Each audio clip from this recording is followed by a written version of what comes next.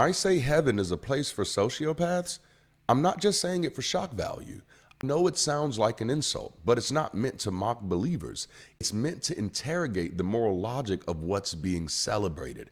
Because if we strip away the emotional comfort and look at it rationally, the core idea of heaven, eternal joy existing alongside eternal suffering, is a contradiction that only works if you suspend empathy. It forces a question few dare to ask. How could a moral being experience eternal bliss knowing that others are in endless agony? That's tribal triumph, and that's where the sociopathic parallel comes in. To enjoy heaven, you must learn to feel nothing for the condemned. To find peace, you must silence compassion. That's moral detachment disguised as righteousness. In this model, empathy isn't rewarded, it's punished. Because empathy would ruin the experience. If heaven is truly perfect, then you can't be troubled by the screams of the damned. You can't grieve the friends or family who didn't make it. You can't mourn the injustice of eternal suffering. You must call it divine order.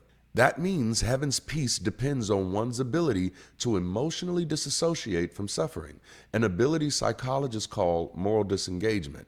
In essence, the gates of heaven don't just filter out sinners, they filter out our feelings as well. If you designed a society where its citizens could only be happy by ignoring pain, that society would not be moral. It would be pathological.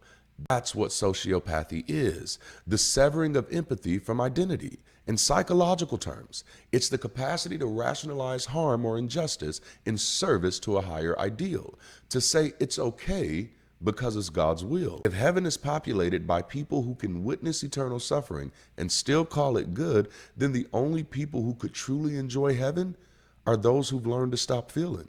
This isn't just a critique of theology, it's a mirror to the believer, because every time someone says they'll get what's coming to them or God's justice will take care of that, they're rehearsing the psychology of heaven.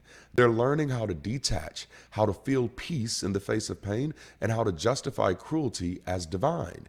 Heaven, in that sense, becomes the final test of empathy, and most of its imagined residents fail it beautifully. If eternal joy requires blindness to eternal suffering, then heaven isn't a reward for goodness.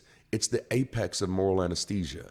It's a world where empathy is incompatible with peace. And if that's true, then maybe heaven isn't a place for the loving at all. Maybe it's the last refuge of those who have learned to mistake indifference for faith.